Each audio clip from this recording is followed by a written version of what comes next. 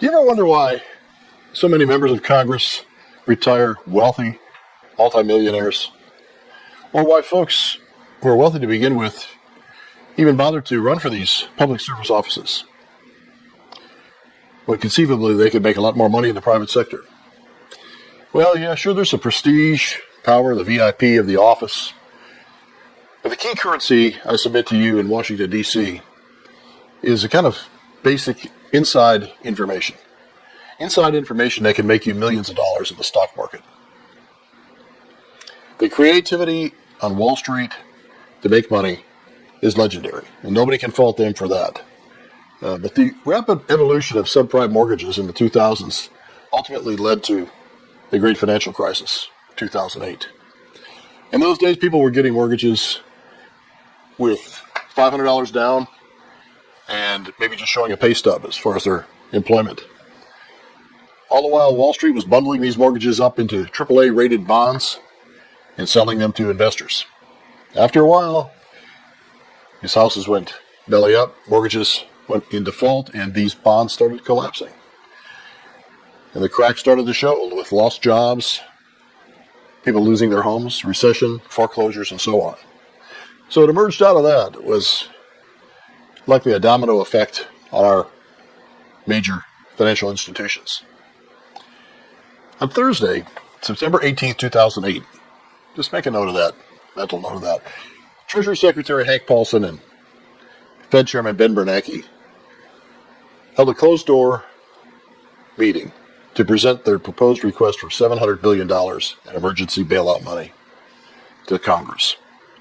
The U.S. financial system was teetering. Congressional leaders were told in stark terms that the economy was on the brink of collapse and that we may not have an economy by Monday. This was a Thursday, by the way. It must have made an impression on members of Congress and those seated in that room, because the very next morning, Friday, September 19th, Congressman Spencer Backus, the ranking member of the House Financial Services Committee, placed trades on stocks, betting on the crash. Not to get too much in the weeds on this, but Backus bought call options on something called the ProShares Ultra Short QQQ. Symbol is QID if you want to look it up. Now that particular instrument would skyrocket if the markets collapsed. Backus knew something the rest of us didn't. Actually, he was my congressman, Alabama 6th District. I don't remember getting a call from Mr. Backus saying, "Hey, Ed, you should buy this investment too. Looks like it's going to really skyrocket here." So I guess I wasn't on his text thread that day. When I decided to take up this topic, I was appalled at the arrogance of Congress on both sides of the aisle. It's not a Democratic Party or Republican Party issue. This is a nonpartisan issue that many seem to agree on. If there's one nonpartisan issue many Congress people seem to agree on, it's the ability to use insider, non-public, and confidential information to make money in the stock market. So these are the kind of deep dive topics that we try to present on Ed Talk today. Topics that may be under the radar, topics that maybe deserve a second look. I present these topics for entertainment, enlightenment, but also to elicit comments and opinions from the viewer. You may or may not agree with me. Let me know. Drop a comment below. Back to the story. So should Congress be able to actively trade in the stock market? What's your opinion on that? Currently, they only have to disclose trades. They're free to trade anytime they want. They have to disclose these trades within 30 to 45 days. And what good is that? 30 days out, 45 days out, that information has already hit the public markets and been absorbed. Any potential runaway profits are long gone. Since 1934, insider trading has been a thing. But back in those days, it really pertained to business executives in publicly traded companies. But ever since 1968, the courts have held that insider trading is illegal for anyone. Anyone who has unfair access to confidential, non-public information, material information that's going to affect stock prices, and uses that to trade for profits. But Congress, it appears, is above the law. But think about this.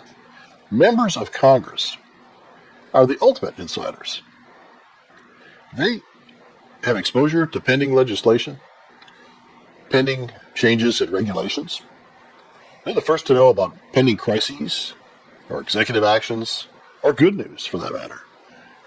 They also know about these big contracts, who they're going to be awarded to, and so on. And over the years, a lot of people have been convicted, sent to jail, and paid hundreds of millions of dollars in fines for trading on inside information. Think of poor Martha Stewart. Remember that one? I think the 1990s and the 2000s, the kind of advent of the information age, the internet was coming into its own. I think there was a time people started to think a little bit more about this idea. People had online brokerage accounts. The number of people who had 401k plans skyrocketed during those periods. And many, many more American households owned stocks. It was the launch of CNBC and so on. And I was working in an office at that time, and I remember the talk about around the water cooler was, what do you think of Cisco, Microsoft? What's the latest stock tip of the day? So people started becoming a little bit more aware. In 2011, CBS ran a 60-minute segment that would finally bring this issue to widespread national attention. Bacchus, of course, was mentioned, and other notables like Nancy Pelosi, John Boehners, and others. People with trades, stock market trades, that seemed to align with congressional briefings and policy actions. The public reaction was swift and bipartisan. To the average Joe, the average guy on the street, average man or woman on the street, this was an eye-opener. Now, this is what really I find somewhat humorous. Congress reacted to this outrage, got together and passed something called the Stock Act in 2012. The Stock Act, S-T-O-C-K. You know how Congress likes acronyms. Stop Trading on Congressional Knowledge, S-T-O-C-K. Sounded good. Made Congress look good. Hey, signing this into law, stop trading on congressional information, and so on. But that's about where the story ended. The penalty for non-disclosure of your trades, $200. And oftentimes those fees were dismissed. So really, Congress continued to trade. And I'm not saying all trades Congress makes are nefarious. I want to be clear about that. But it's important to note that no congressperson has ever been prosecuted under the Stock Act. And then came COVID. On Friday, January 24th, when the word COVID was virtually unknown to the American people, Senate leadership quietly convened an urgent briefing. Who was there? CDC was represented and the National Institute of Health, NIH. And those officials warned of a fast-moving virus and described it as a serious emergency public health threat.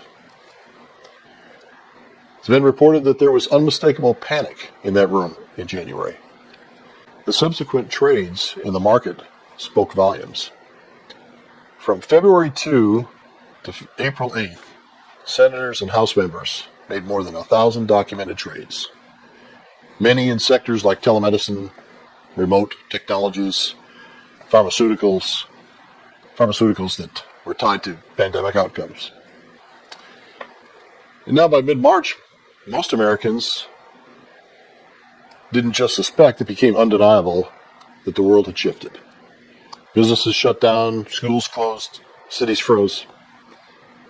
But between these 2 points, Capitol Hill made millions of dollars in stock trades, while the rest of us had no idea what was coming. Senator Kelly Loeffler, the Republican senator from Georgia, that began a flurry of activity, and made 27 trades in February. And many of them were selling off, but she also bought something called Citrix Systems. You can look this up. It was a company that specialized in remote work technology, remote desktops, virtual apps. Senator Perdue, between January and mid-February, he bought stock in DuPont. Why is that important? DuPont was a major manufacturer of what we call PPE, personal protective equipment, masks, gloves, medical gowns, right as the pandemic threat emerged in those briefings. He also bought stock in Pfizer and Netflix, both likely to benefit from pandemic-driven demand. He didn't just dump risky stocks, he bought into the pandemic future. PPE, pharma, streaming technologies. Donna Shalala, she failed to disclose dozens of stock trades during this period in direct violation of the Stock Act. Among her holdings, telemedicine companies and medical-related stocks. And then there's Richard Burr. He also attended that January 24th briefing, and he sold $1.7 million worth of stock shortly thereafter. In a meeting with private donors a few weeks later, he was quoted as saying, "This virus is much more aggressive. It's kind of like the 1918 flu pandemic." So while the average Americans were being told, don't panic, lawmakers were already rebalancing their portfolios and placing bets. They did it weeks before the country shut down, before toilet paper disappeared, before those Zoom meetings, before the job losses. Now, I should add that I'm sure that not every trade made by Congress is a nefarious attempt to enrich themselves. So I don't want to give that impression. However, the temptation, the past evidence, well, with that, it might be best to just take trading out of the equation, prohibit trading altogether. What do you think? Just my opinion. Investigations into these trades were made by the SEC, and the Department of Justice, and the Senate Ethics Committee. But by January of the following year, all these investigations were dropped. Earlier this year, we had Liberation Day. In April of 2025, President Trump announced sweeping new tariffs, dubbed Liberation Day. And these were tariffs that were virtually all our trading partners. They were more dramatic, I think, than the public expected, and the markets plunged almost immediately. But in the days before and after the announcement, more than a dozen members of Congress and their families made over 700 stock trades. Some sold off before the announcement, and some bought during the dip. A few even bought call options on sectors likely to benefit from the tariffs' proposed loopholes. What did they know? We don't know. We can only speculate. But this isn't a partisan issue, it's an American issue. Whether you're red, blue, or something in between, the idea that lawmakers can use their privileged access for personal financial gain offends a basic sense of fairness, in my opinion. Let's be clear, we're not talking about minor oversights. We're talking about lawmakers making decisions that move markets while investing in those same markets. That's not representation. That's exploitation. So let me ask, should those in public office at this level be required to maybe hold their assets in a blind trust? Or should they be able to hustle out of a closed-door meeting and log on to their brokerage account? Or call family members with the latest inside information? I don't know. You tell me. But here's another thing. Who makes those rules? Who can change this? Congress does. So don't expect any real changes anytime soon. Should Congress be prohibited from stock market trading altogether by virtue of their inherent access to this information? Or not?